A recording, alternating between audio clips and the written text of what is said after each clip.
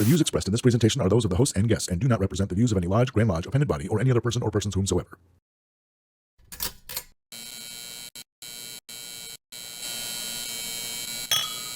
Brethren, we are at Refreshment. Eminent Grand Commander of the Knights Templar State of Illinois. Joe Farrell, past master. And Mark. Patrick Robin. Companion Derek Hilfer. You are so fired up! And I've made so many good friends, some that drag into podcasts. Confirm. All day. And you want to fix it. You want to help with the purple tassel. There's no, don't worry about it. You won't get it. I myself am part of that 10%. To join the shrine, the Scottish Rite. You're here. 5, 4, 3, 2, 1. Can you do that? Can you do that? Oh, jeez. Oh, jeez. Oh, jeez. Oh, jeez. Just press start. Failure. I think you just gotta hit the Take round two. button. Yeah, this is There we typical go. for my life. Alright. Just so you all know. No, we can all cut it. All right, 1, 2. In 5, 4, 3, 2. A few moments later. I went to grade school with King Solomon. And if you go to the green room at the Scottish Rite. Hey, you never told me to press play. Huh? Yeah, I did.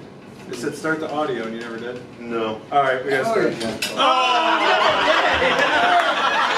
Audio! Are you serious? Yeah, I'm not serious. That's I'll think about freaking it. funny! All right. Dude, we gotta use that though. Start it. Yeah.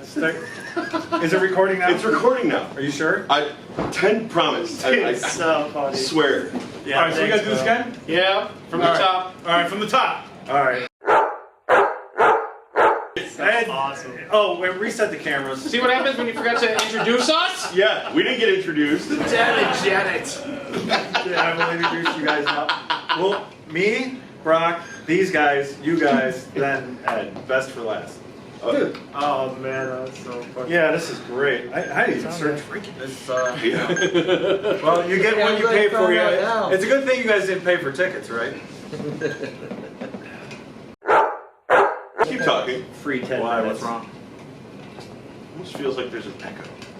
Yoshi. Let's just cut a mic and do two mics. 3, 4, 5. Try cutting the mic. 8, 9, 10. Two. It's when he gets louder, but it's not too bad. I think it's your mic because you guys, I can definitely hear a. So the mic just sounds bad. Is what you're saying? It sounds like there's an echo. Yeah. 1, 2, 3, 4, 5, 6, 7, 8, 9, 10. Sorry. Yeah, we just got these mics in today, so this is all new. I did not I was gonna say, realize we're having a audio. full house of people. So. And audio things with me being your guest just makes perfect sense. I got it. Aha, that's why. What? All right, go ahead, try again. Oh, the effects were on. Yep. What the big fun here.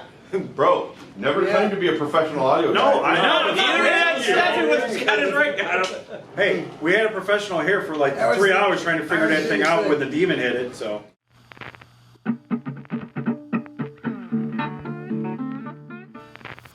The views expressed in this presentation are those of the host and guests and do not represent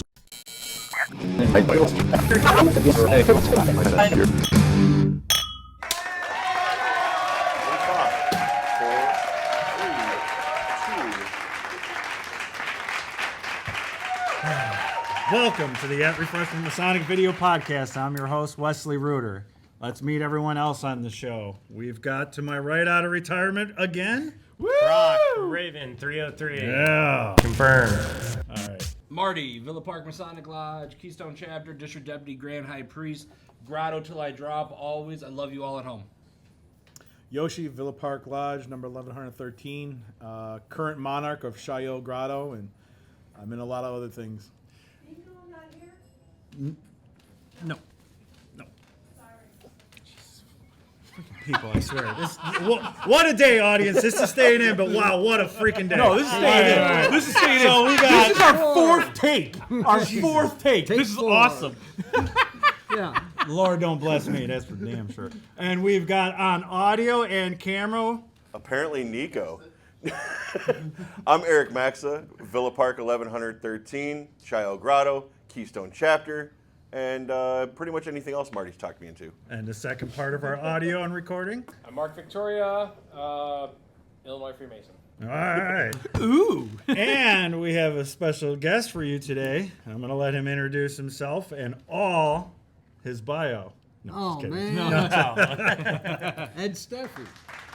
Batavia Lodge number 404, Batavia, Illinois. Okay, that's it. All right. I thought he was going to go through the whole list. Oh, no. I wish he would have.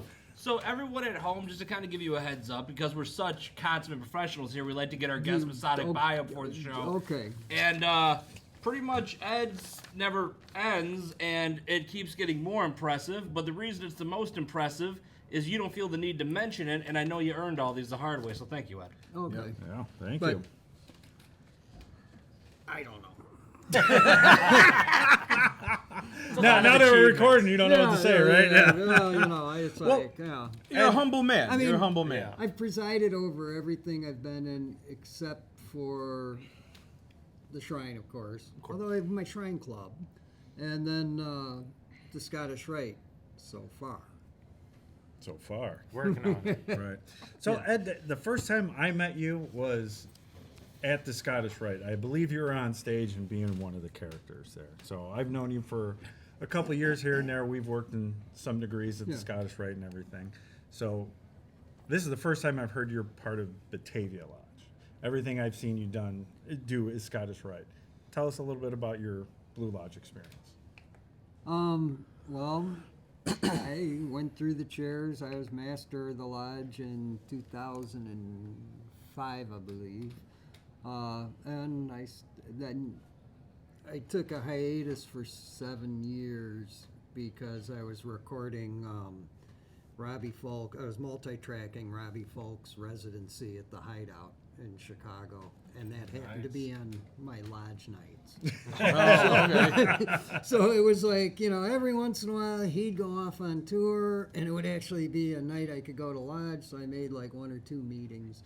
But now I've returned. My nephew's the senior warden, so I'm back to support him. That's awesome. And, Yeah. you know, Awesome. try and give the guys a little, you know, I'm the grumpy old man now. I've become the grumpy old past master. Back in my day. You know what, though? Yeah, we, Marty says that. As much as we, like, you know, we gripe on those guys, we still need you guys. We need you guys to be there. Yeah, I walk into the lodge and there's Sunkiss, not Fanta. I start hitting people with a back in my day. Well, So your nephew's the senior warden? yeah. Were you able to top line for him and intend him, raise him, do all that great stuff? He was raised by the Grandmaster. All I cared about was that I initiated him. Okay. That's awesome. He was demolay. Okay. Oh, beautiful. And Nice. yeah, Nate's gonna kill me on this. He was at Grand Lodge, and I think Terry Seward was the Grand Master, and he was like, Nate, you're over 18. Why aren't you a Mason? And he was like, my uncle hasn't talked to me about it yet. Yeah. I had. Yeah. But he was being installed as master counselor the Sunday after Grand Lodge. Right. And when I got there for that, a couple of the guys were like, hey, Nate threw you under the bus with the Grandmaster. So I presented him with a petition at his installation. There you go. That's awesome. And then I wanted to initiate him because I wanted my voice to be the voice he heard when he heard, in whom do you put your trust? Yep. Oh, that's awesome. That He is. didn't great. say That is me. awesome. I almost sent him back out.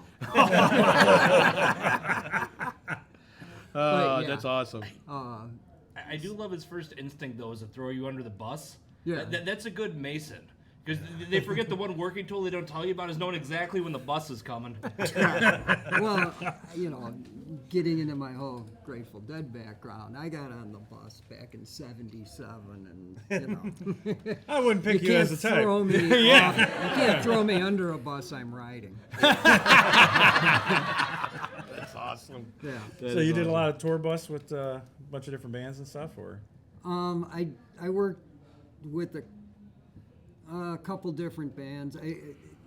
I was a word of mouth sound guy. Okay. Like I worked with the band, the Deadbeats. I was friends with everyone. They were a Deadhead band.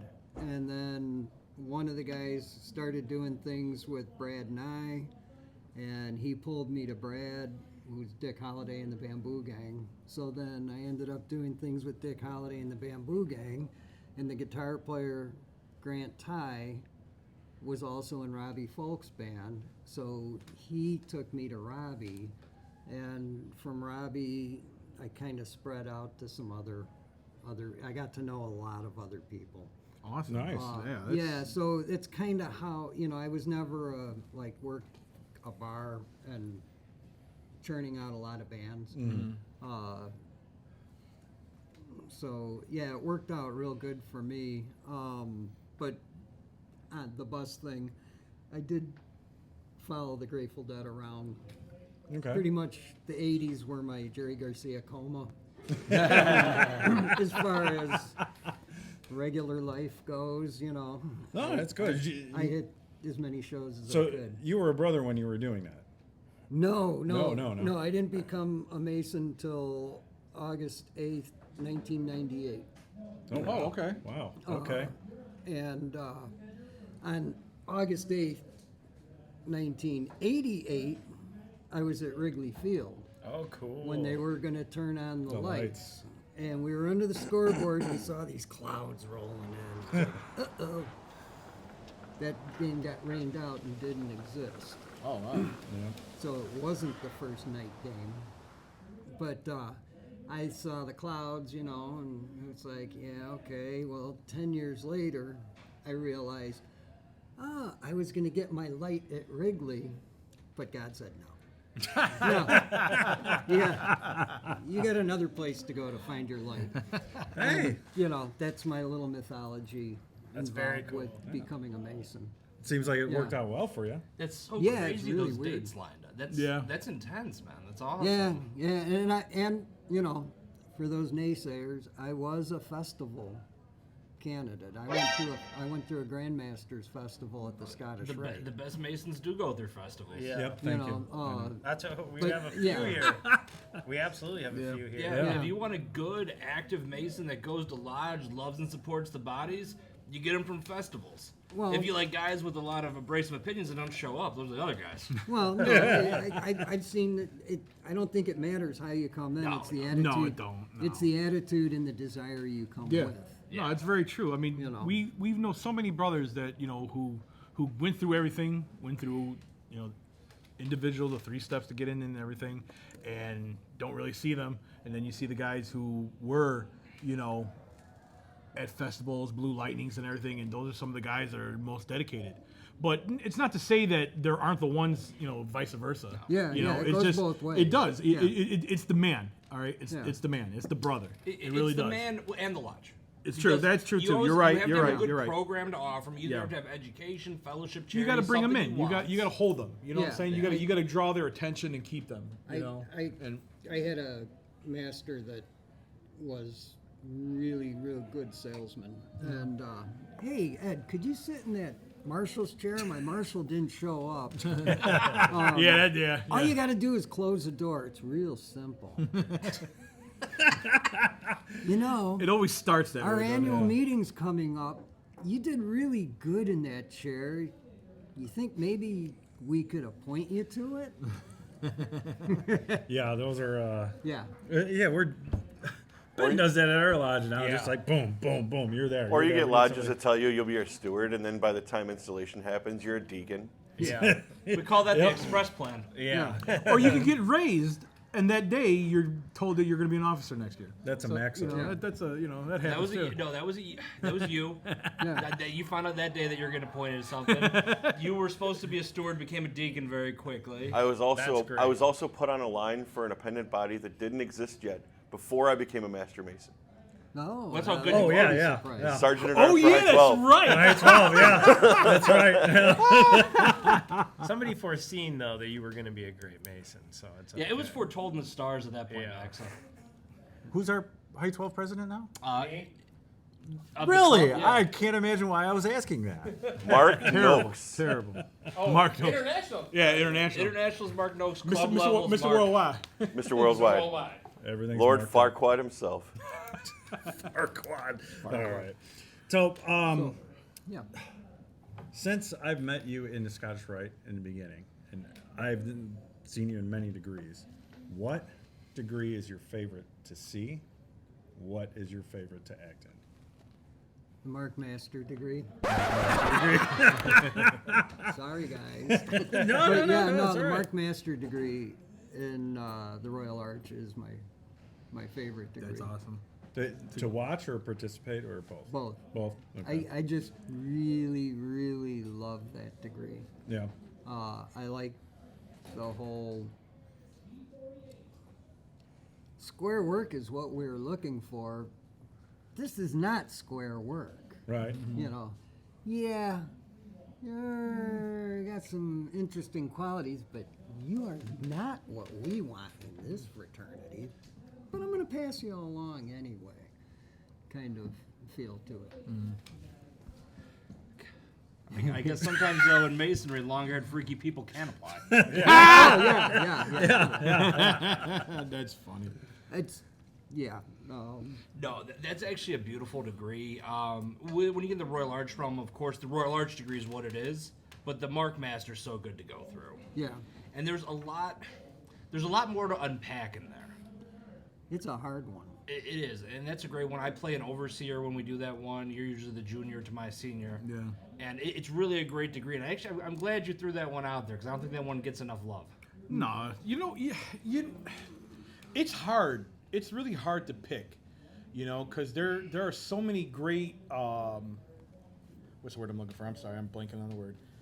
Degrees, orders. There's so many great takeaways, from each of them. Like the lessons you're taught while you're going through the degrees, they're all great. They're all wonderful. Some hit some brothers more than others. But I don't know if I could say I have my favorite degree, to be honest with you. Because it all means something. It's all there for the greater picture. And then especially when you're done with Blue Lodge and then you go in through the York Rite Or Scottish. Not Or there. Grotto, Grotto, Science, anything. It just On the Scottish Rite side, I kind of hate to say it, but the 33rd degree is really cool too. I was gonna wait for you to say it half, but he brought it up. Great. All right. Everybody put your hand up casually if you feel big timed. Yeah. Huh? But we haven't big time. Big time. But when you didn't announce yourself as the 33rd, I was like, do we say? Do we not say? You are our first one on the show ever. And you always say you always remember your first. Be, Yeah. I might not be tomorrow. Well, you're out of the VOC, so when this comes out, you might be out. So, Oh no. No, I got to go to Louisville. Ed, what year did you get your 33rd? Huh? What year did you get your 33rd? 2015. I was nominated and elected in 2013. Okay. So the year that I was nominated and elected was the year they decided not to do it every year and do it every other year. That's a kick in the... So yeah, John Phillips, came up and apologized to me, and I was like, you nominated me. Yeah. Of course they're going to take an extra year to decide. But I'm the long hair freaky. You're Santa's skinny cousin, as far as I'm concerned. Yeah, well, when I received the MSA, right before it, I went and got a haircut and cleaned up, and they were all really, really amazed. And all the guys at the Scottish Rite were like, whoa, what happened to Ed? And they took me up to Larry Ingalls, and it's like, Larry, look. So I went and whispered to him, just because you gave the MSA to a hippie doesn't mean he has to be the one to show up. And I kept that tradition with going to Supreme Council. Okay. So every 2 years I get a haircut and shave, which personally is so that I don't become too attached to my appearance and it becomes my persona, because so many people see me this way. But Very stoic of to you. clean myself up removes that, and am I still the same person? Yeah. And so, yeah, you'd be surprised. People become their persona, and after a while, it becomes them, and they can't. It's a self-growth thing. You mean Party Marty's an illusion? It's just, it's one of those things. It's a personal thing that I do, and I just happen to do it. Supreme Council gives me the excuse. Yeah. Hey, change it up. Well, every it's now and very then. cool. exactly. It's very and that's cool what and it is. So you respectful. don't what is become it, I Will? like so the whole dependent. vibe of it. Yeah. Every time I grow a beard and shave it, why? But it's the same thing. Yeah. It's like, change is good. So, Yeah, it is. because I've been long hair, I'm a lazy guy. So, long hair. I don't know. This is the longest I've seen you sit down. Like looking at all this, I don't. Man, yeah, it's so lazy, so lazy. Yeah. I don't even see how you when can we asked read for the that. bio, what did I say? I'm like, well, what's this? Because I was like, oh, I'll get his bio. And then I'm like, oh, Wes, I don't know what to do. He just wrote down everything he's ever done. It's the longest list I've ever seen. It's not that long. You're Well, doing pretty good, Ed. Yeah. I mean, I'm surprised by it. It kind of freaks me out sometimes. It doesn't give you a flashback, does it? No, COVID gave me flashbacks. Uh-oh. But wow. So you never got a flashback on stage, like, like no, not even in the force degree. I've never been in that one. No, dang. What is the force one? I call it different things. Isn't that The what? Lumberjack one we had. Well, there's a couple of them that are in the forest. Yeah. No, this, doing the degrees, I'm usually pretty lost. There's a lot going on. I want to be my character. With the Scottish Rite degrees, I want to be the character. Yeah. And so I get into being, am I a grumpy old man or am I whatever I am? And my lines come out. They're usually pretty close, or I'm not bad. Something to the nature of it. Yeah, right? Yeah. but like the one degree where I'm the thief. That was a fun one. Where you're stealing other people's work. Yeah. I actually, that's one of my favorites because, and the reason was, my wife left me. I had to be at the Scottish Rite because we were doing a degree on a meeting night. So I went down there, and she was wanting a divorce. I was not. I just didn't want to be around anyone or anything. Sure. I was hibernating. I went out to do the sound for that degree, and the degree's all about forgiveness. And I was up in the balcony, turning on mics, turning them off, looking at the script, going, but I don't wanna. But I don't wanna.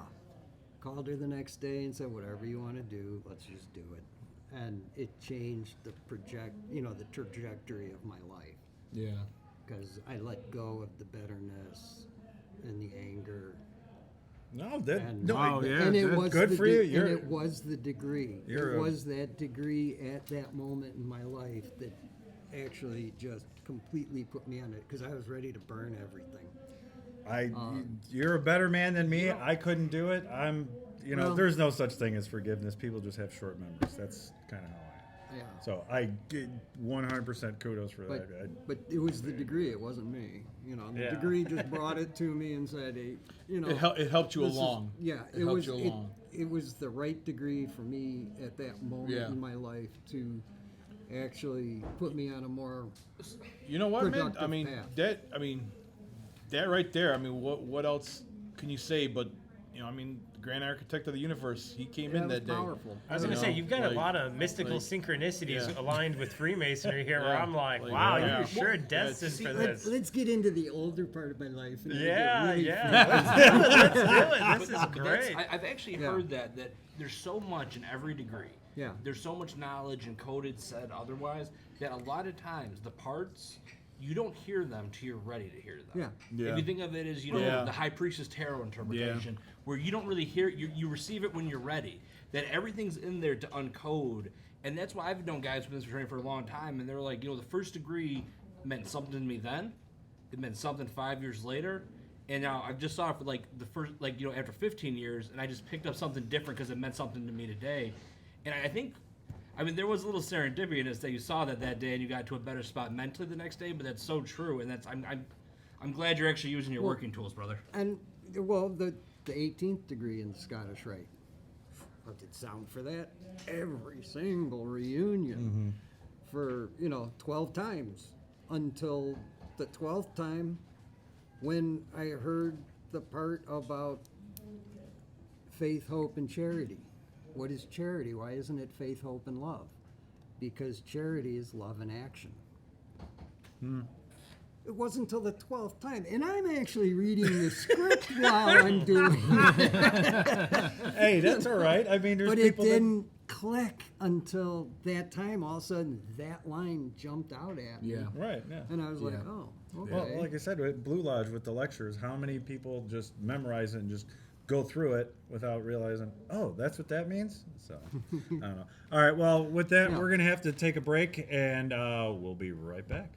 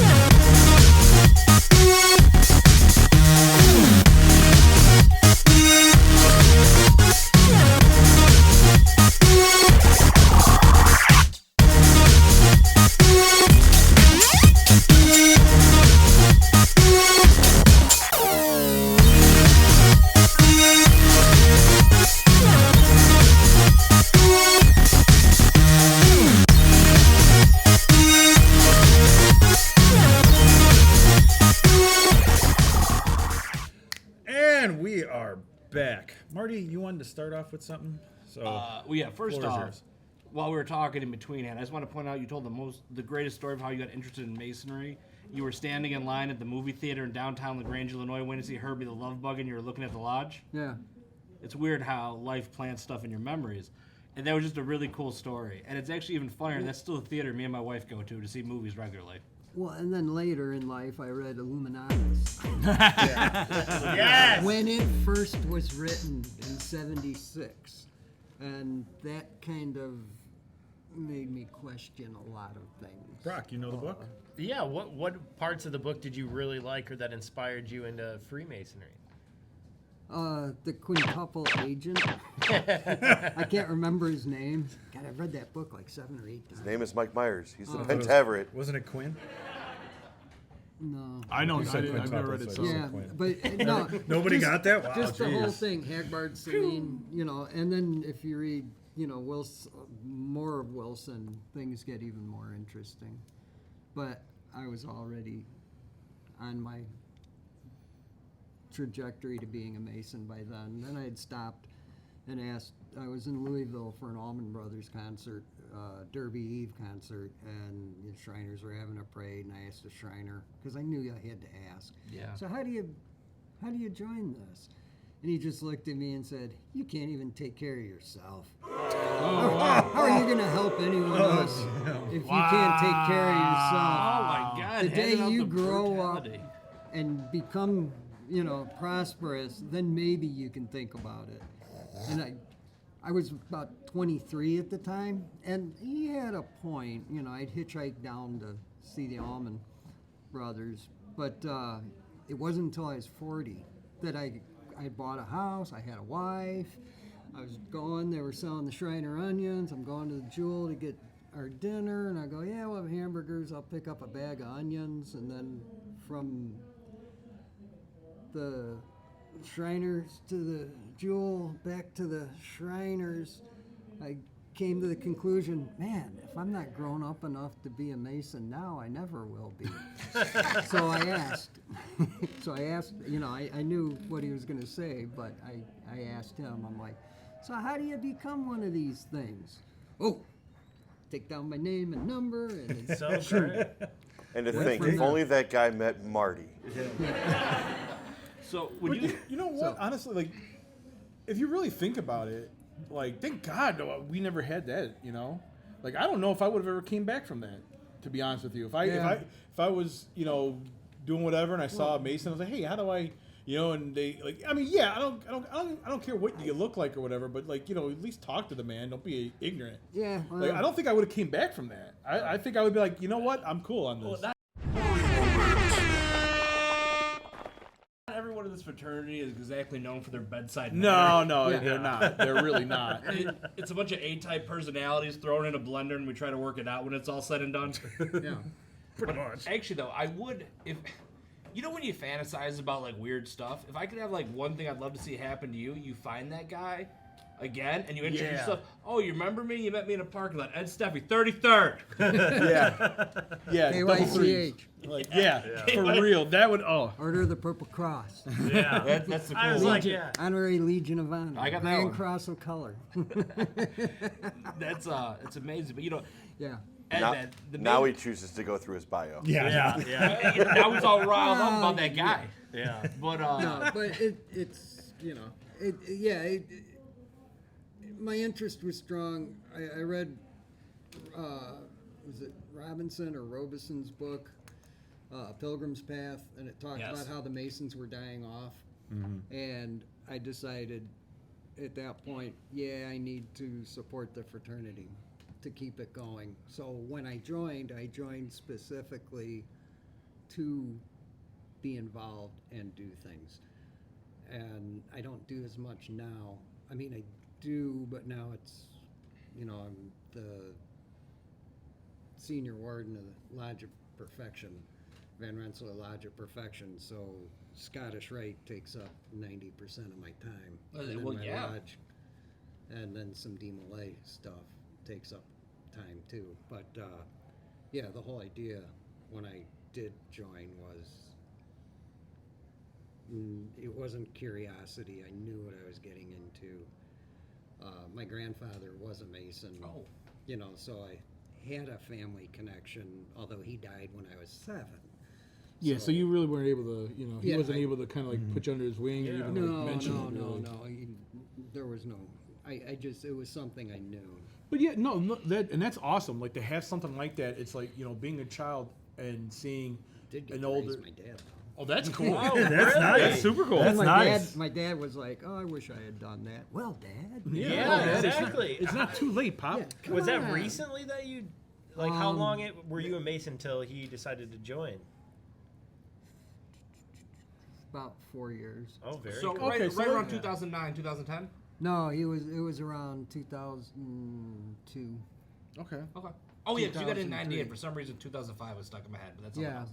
yeah, yeah. And Did he join your home lodge and everything? Yeah. Oh, very cool. yeah, we had to pull a bunch of hoops because he didn't live in Illinois and had to have all kinds of permissions. But Jim Durbin, who was the Grandmaster at the time, did a lot to help.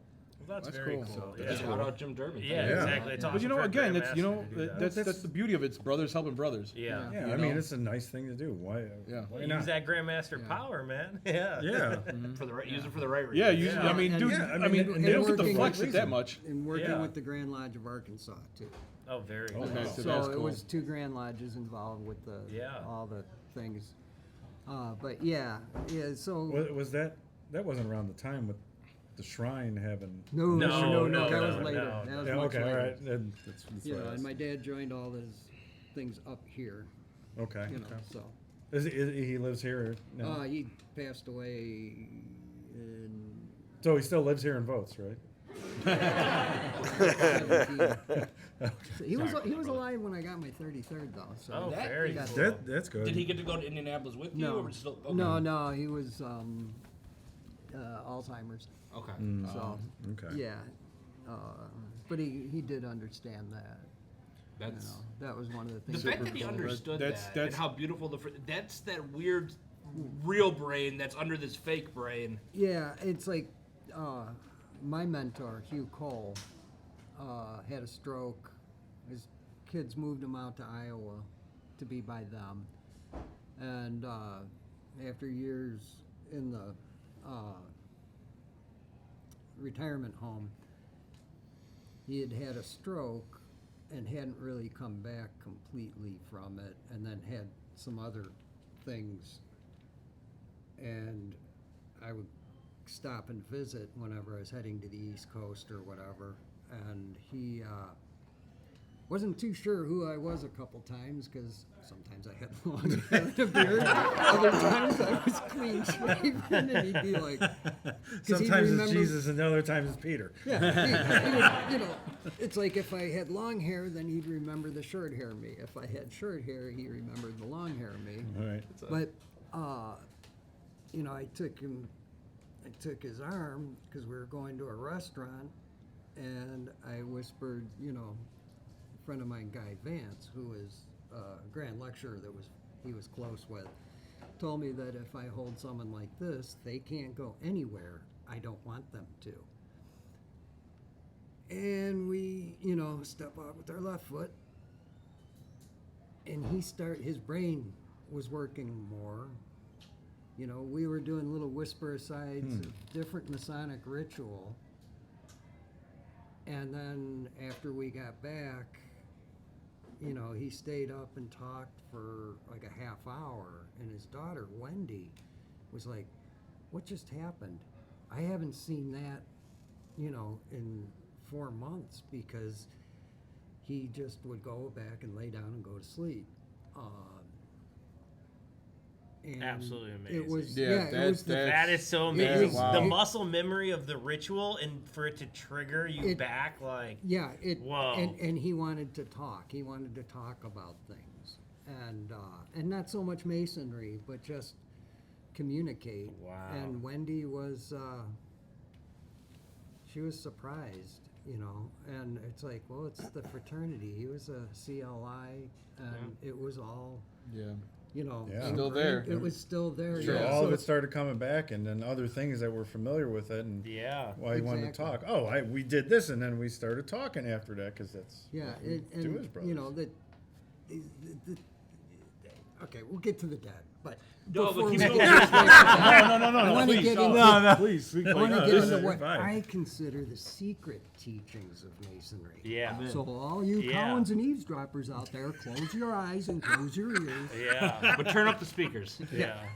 The secret teachings of Masonry, especially in Illinois, where we have all these god-awful little rules of, well, sometimes you change your rod this way, sometimes you change it that way, sometimes you step off this way, sometimes you step off that way. Could you put that in writing, please? Is all to teach you to always be aware of your body, where it is and what it's doing.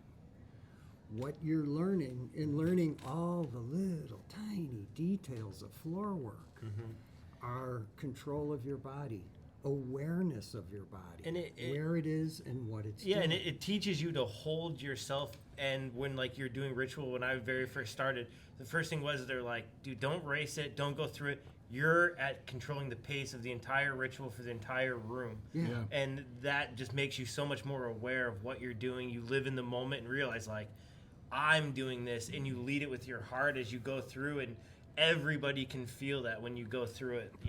That's very cool. And the ritual is to keep your brain active.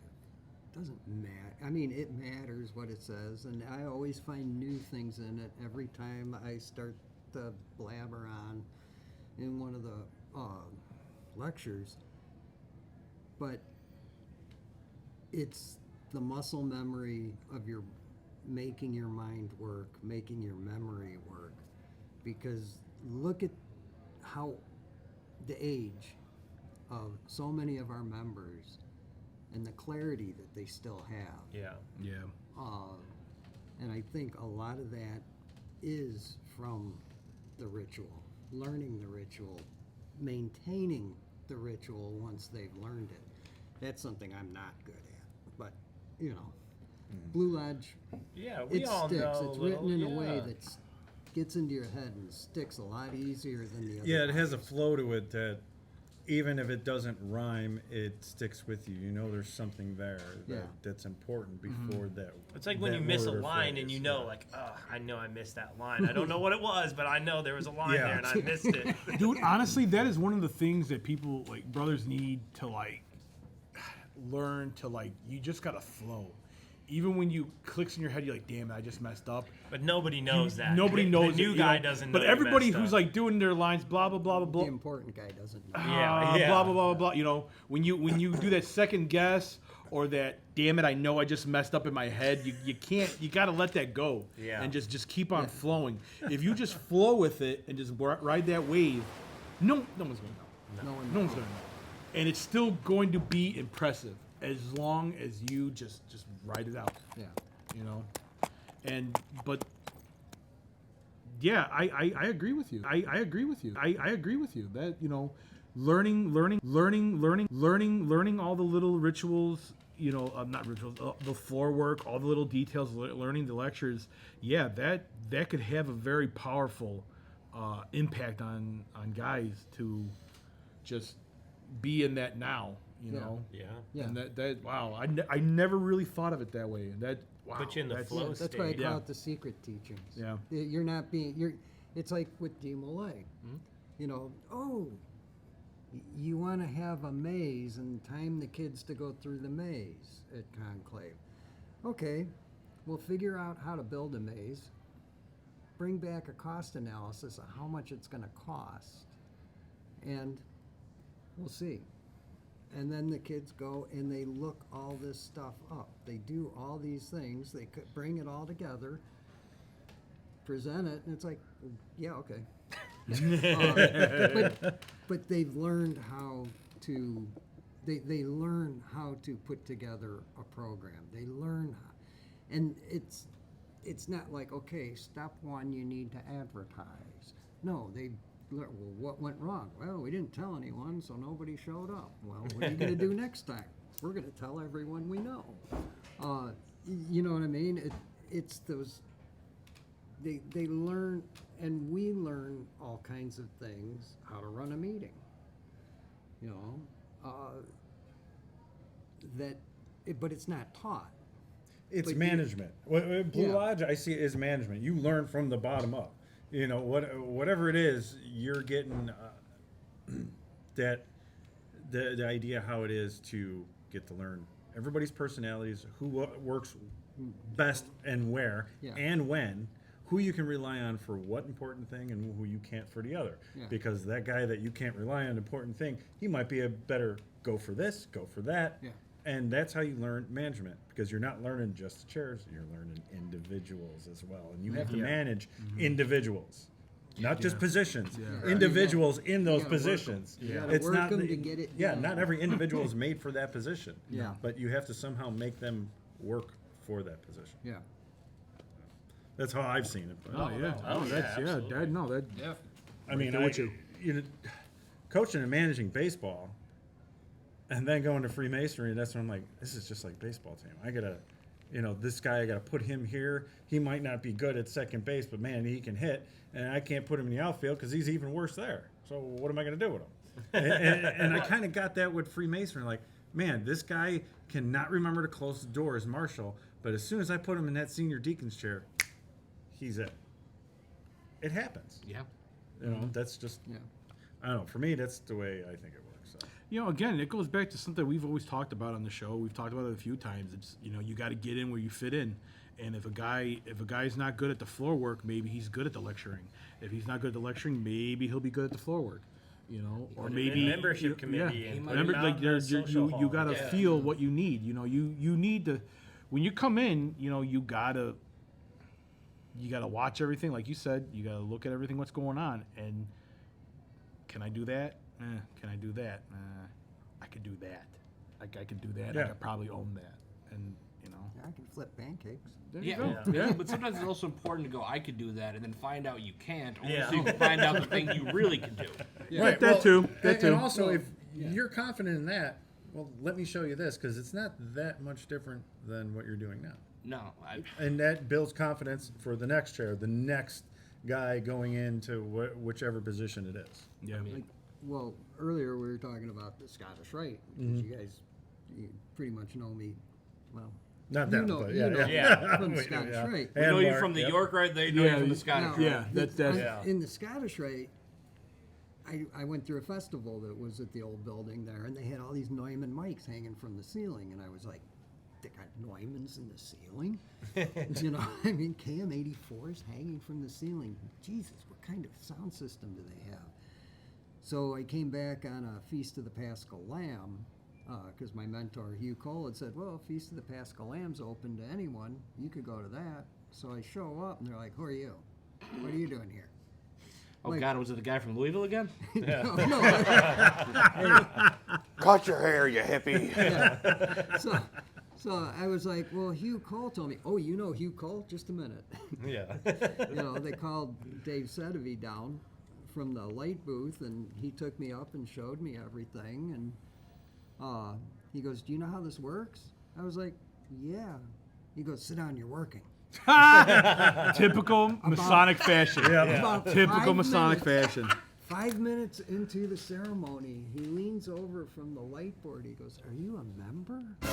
I was like, well, I'm a Mason, but no, I'm not a member of the Scottish Rite. He goes, hold on, we have a reunion in 2 weeks. And I was on the soundboard up until I got finally the emeritus a year or two ago, and Kurt took over. Yeah, I mean, that was it. It was like, yeah, you're here. That's the most Masonic story I've ever Yeah. heard. And then, you know, then it was Typical. okay. You know, Yeah, let's put you to I went work through the first. Oh, wait a reunion. minute, you remember? Well, if not, you're gonna be. Sit here, we'll bring the paperwork to you. Oh, that's, But, that was Mark, were you a sound guy for Scottish Rite for a little while? yes. How long did you do that he for? was a good one. He should come back. 4 years, I don't know, something like Oh, really? Yeah, Wait, he should okay. come back. Mark was a sound guy for the Scottish Rite, and I'm on the soundboard? Yeah. That was the most He's got a- Masonic way to do it at the time. He's got a baby now. Mark needs to come back. Put Baby G on the soundboard. Yeah.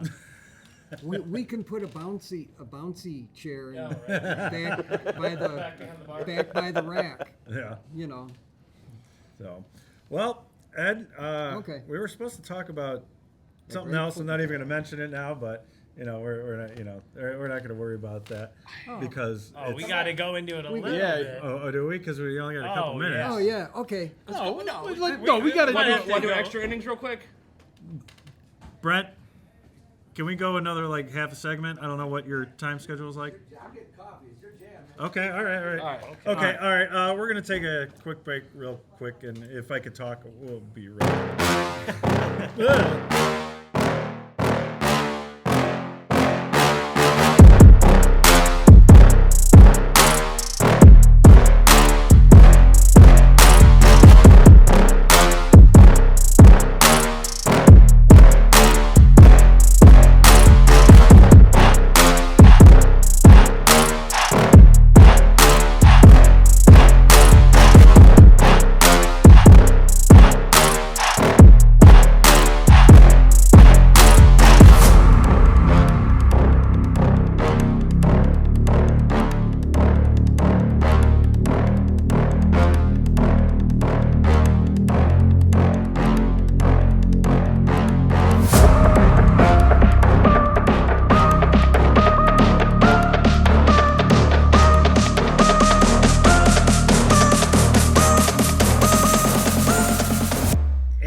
Back.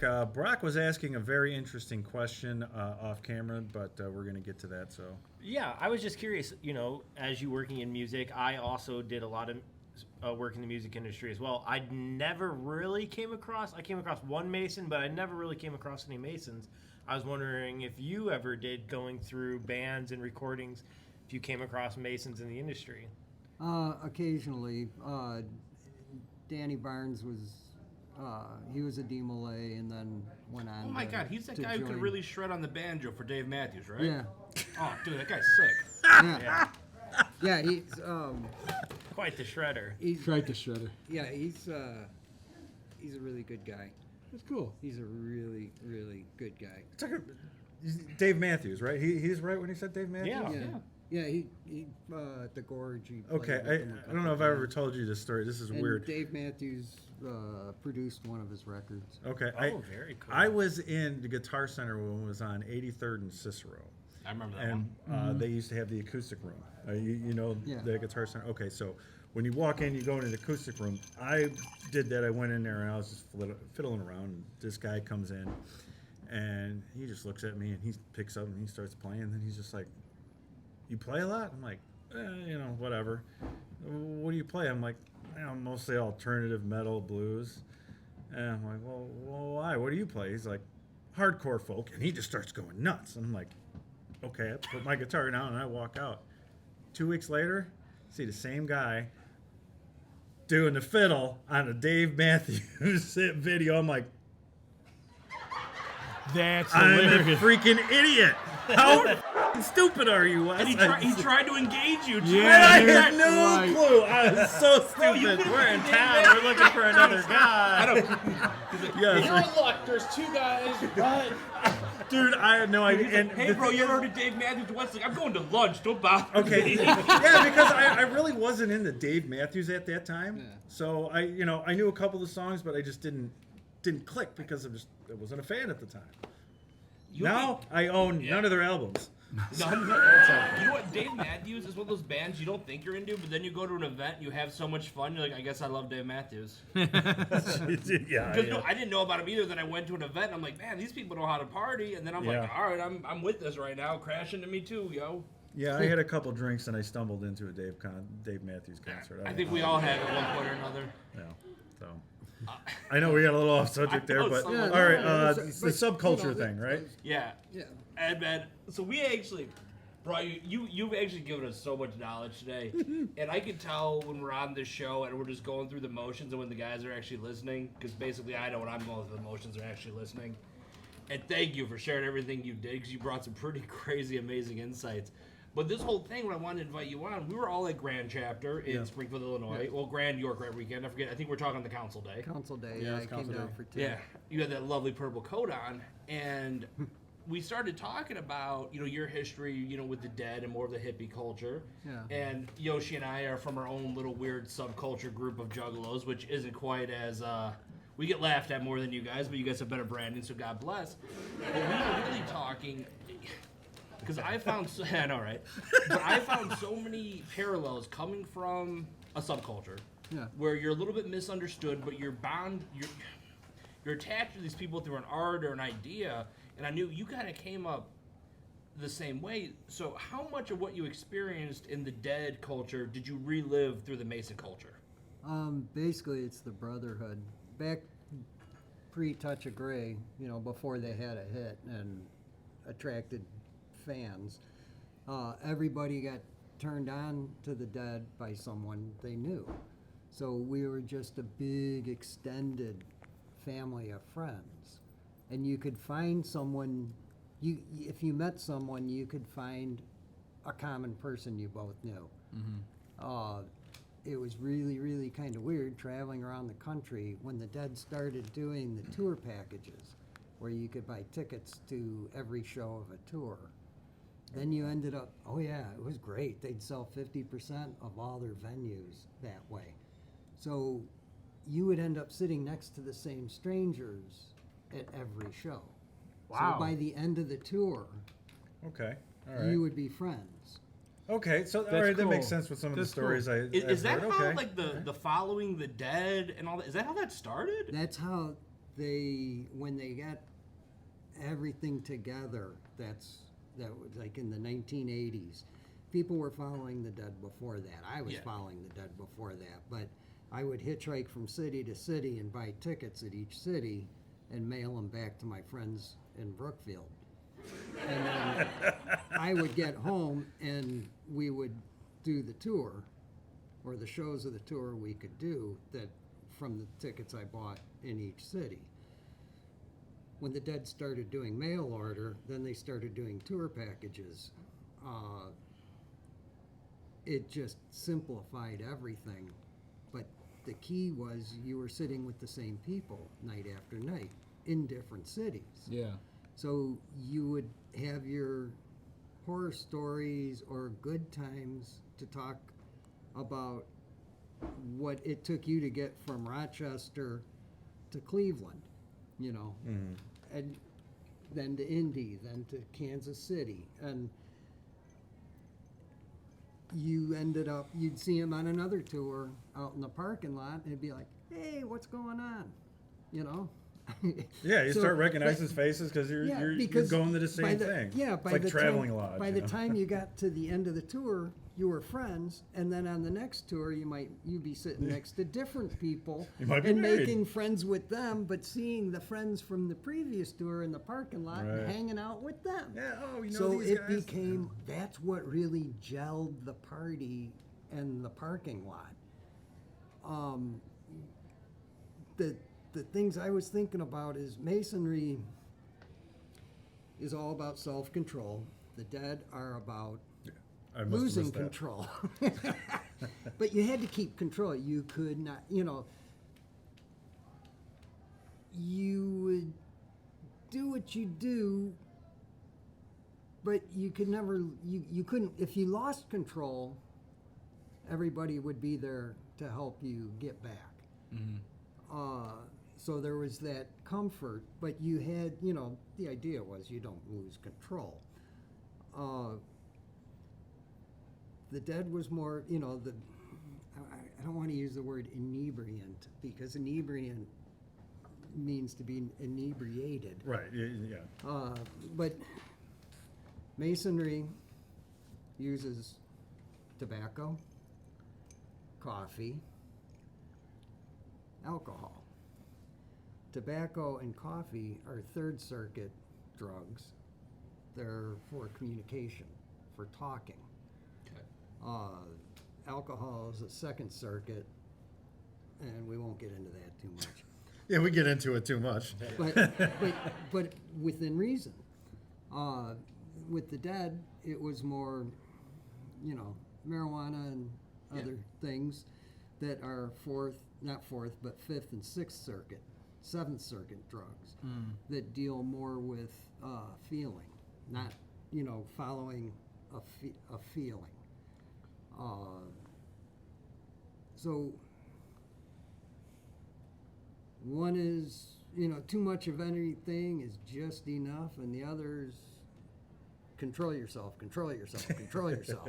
Right. So they're opposite in so many ways, but they have a seed of each other. So it's like the yin yang. Yeah. As soon as you said the seed within each other, I'm like, oh my goodness. Yeah. But Look at that. But that seed is the brotherhood.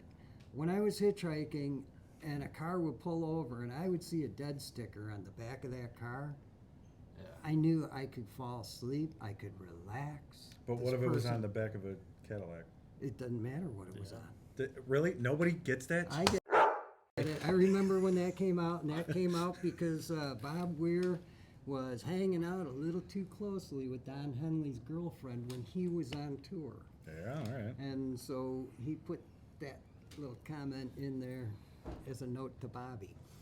I'm gonna go ahead and say I only know. That's the insider. I think Insider. no, it was Boys of Summer. I'm thinking of the Atari's cover though, Yeah. because they covered it later.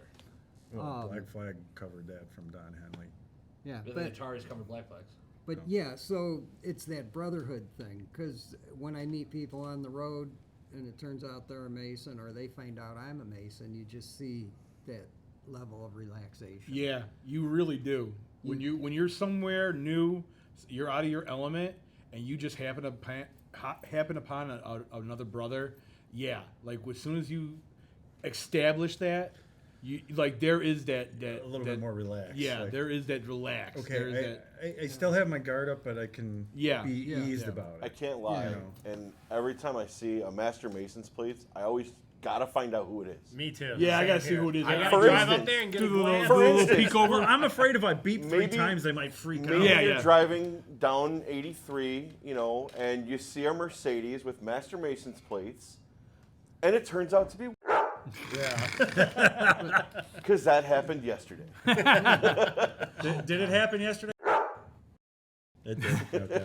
All right. You know, Ed, it's so funny that you're talking about, your experiences with the dead and how, me and Marty were talking to you at the Grand York session. And it's so crazy how close being a deadhead is to being a juggalo. It's the same way. You said if you saw a deadhead sticker, a Grateful Dead sticker on a car, you knew you were cool. If we saw somebody driving around with a Hatchet Man sticker, ICP sticker, whatever, we're like, all right, this is gonna be okay. We're gonna be okay. And again, it's me and him came out of that subculture. There was that bond with everybody. When we were into it, it's like you knew something. Like before they got popular, you found out from a friend of a friend, like a friend's older brother or cousin or something like that. Like, hey, check this stuff out, And then whenever especially in the early '90s or mid to late '90s, when you would find another juggalo, you were just like, you found your lost long brother. Yeah, it was like finding your long lost tribe. It really was. And then like anything. Things happen, people come in, and you're just like, oh, what the hell? But but there's the similarities too of looking out for your brother. Yeah. Yes. With the fraternity, and with the deadheads especially, because you had to be cool, and then you had the whole handshake thing. The first band I worked with, the Deadbeats, we would play a couple places and our guest list would be too big because of the guarantee the band had. Mm-hmm. And the bar would be like, nah, you can't have that many people. So we'd have to cut the guest list down. We had old-time friends that always came out, and we got to know the doorman at these clubs, and we had a special handshake. And my friend, our friends would come up and go, yeah, I'm on the guest list. And the guy would go, no, you're not. And they go, well, that's cool. Here, give me your hand. And they'd give him this handshake. And then he'd be like, go on in. Invest him with the Chicago Juggalo one. Oh, okay, yeah. And we were Shiloh Juggalos, and it would be like you go up, and then we would come back, and then just explode. It was the explosion. And it was funny is because whenever we would go to like seminars that the bands were playing, like it was like conventions or whatever, all the groups, and like somebody from the crew would yell out, like something, show Chicago love or whatever, and they would all be, oh, okay, and they would do our handshake in front of like the whole crowd, and there'd be like a corner or whatever, people screaming about it, and everyone else would be like, like what the hell just happened? But it's so funny though, because we would meet people, and like if they were like, oh yeah, I'm part of like this scene, and then they didn't know the right handshake, we'd be like, yeah, you might be adjacent, but you're really not with us. Yeah. And it's so funny because you guys had that with the Dead, we had our version of it with the Juggalos, and we definitely have it in Masonry. Oh yeah. Well, it all carries over. It's just so. I think for a lot of us that came from a scene, and maybe a more avant-garde, abstract scene, I think that all of us found Masonry in our second act is very important because I still feel like I'm doing a lot of the same stuff. My purpose has changed. Maybe I'm not as rowdy as I once was, but I still feel I'm doing something special with some people I care about. We do more charity work than we do. A A lot of it's the same, but it's Yeah, and we even have our own thing on this show that we do at the end of it with shout out and shots out. Yeah, it's that's our. I maybe other shows, whether Masonic or not, have their own version of it, but that's what we do. So it's any it's a group culture has thing. their traditions, their if you will, their ritual. There you go, their own ritual, and that is one of ours. We do it every show, at the end of every show, and it's important. I don't. Well, it's important to my liver that we do it. Oh yeah, of course.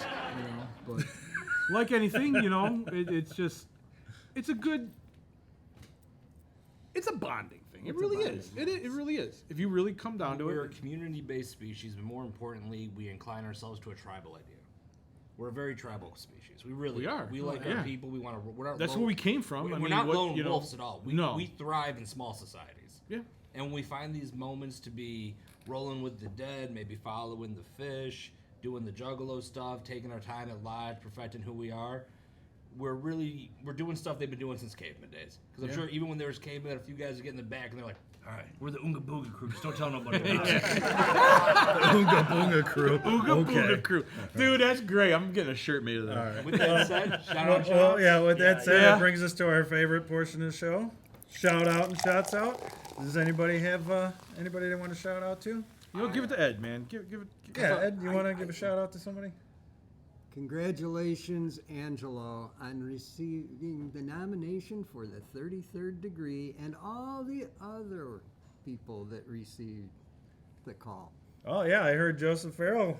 Oh, awesome. They all Guys, were awesome. nominated. So Congratulations. Congratulations. Congratulations, guys. There's you. Bring Love it. you guys. Love you, Ed. Cheers. Try and breathe in. Cheers. Oh, that's On all the right. journal. That's Ching it, ching it, ching it. I'll just make the sounds. All right. That's all right. It's only. Yeah, It's only your paper. life's work. Yeah, it's only the show stuff, right? Yeah. All right, everyone. Well, that's our show for today. If you haven't noticed, yes, we have new backgrounds. Oh yeah, welcome to the Overlook Hotel. Part of the new structure of the show and everything, new mics and stuff like that. So, what? Excuse me. Jesus. She didn't give us lines. That's what it is. She didn't And give us this the is lines. why we do this is Thor. why we do Vegas bonds and not tequila. Well, yeah, exactly. All right, the next. Well, the if next you haven't episode we'll figured do out, Vegas you're Bonds. watching us on YouTube, listen to us on Apple Podcasts, Google Podcasts, Spotify, Stitcher, all that stuff. MySpace Once again, music.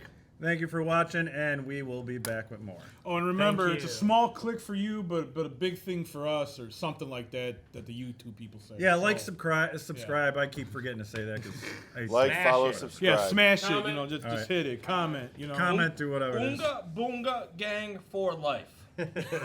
Floor gang. Goodbye, for life. everybody. Bye. Thank you.